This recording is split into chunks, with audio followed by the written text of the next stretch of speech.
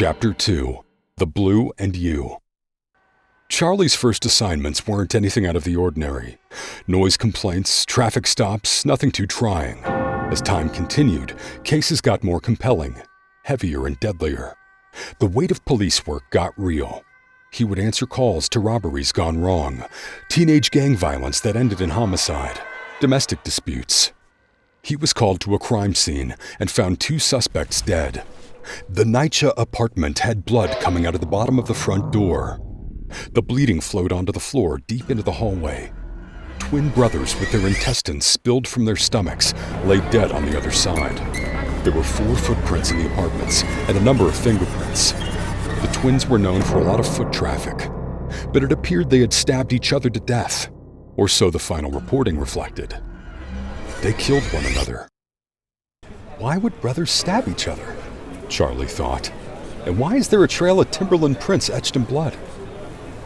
It was the kind of day that would make a son question why a father would steer his child into law enforcement. And crime never had a holiday. 911, what's your emergency? Work was plentiful. Even wild animals would randomly run rampant across the city. This next call meant Charlie wanted to stop a bull by bullet. It wasn't too long before that rookie aura wore off. Yet he was always professional. Charlie was showing signs of a great policeman at an early age. He had a relentless pursuit for the truth. Newtone could never pull one over on him when he was alive. Charlie had developed outstanding observational skills. He was tenacious and persistent, psychologically understanding and analytical. He was also adaptive. Maybe it was paranoia, but he had a keen attention to detail.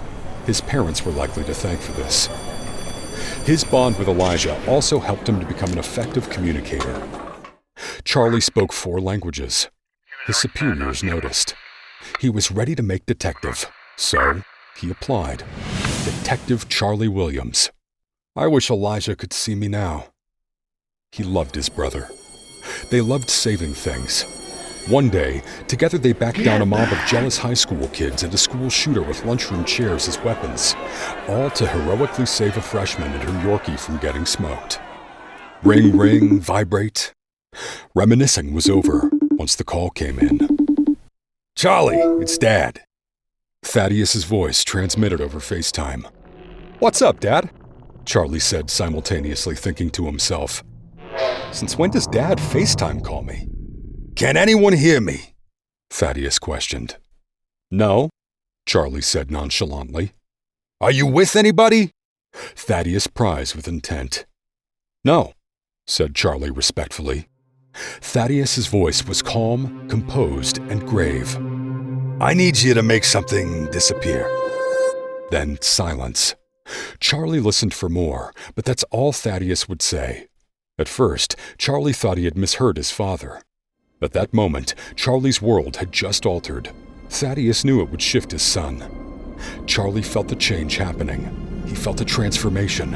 His aura is immediately different, darkened yet strengthened. He could feel the words of his father disrupt his own energy. What do you mean you need me to make something disappear? Charlie replied facetiously. Son, I had a pivotal moment with Nunu last night, in the Havana room at the hitching post we went to, said Thaddeus regretfully. He continued with a critical juncture. She exposed me to some things I need you to take care of. I don't know, Dad, Charlie responds with a thunderous plea. This cannot be overlooked.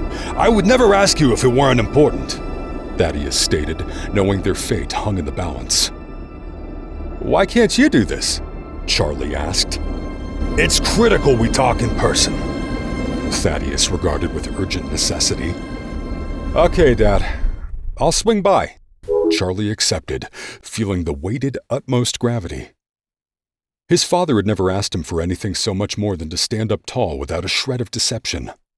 He'd asked Charlie to run grocery errands for his mother Judy around the neighborhood, and occasionally he'd ask Charlie or Eli to grab the laundry and to do their chores, studies, exercises, etc. But there it was, plain and unfiltered. The truth. This task was different from a friendly errand. It made Charlie question his entire upbringing, his morality, even his spirituality. But family first, he thought. as the two words his dad Thaddeus would often say to him during a time of bonding came across his mind. Charlie was infuriated, shocked, gripped by revulsion, but it was all overthrown by his loyalty to his family. Therefore, he quickly hardened up his gut, readying to hear more from his father. They'd meet in the morning after he finished his graveyard shift.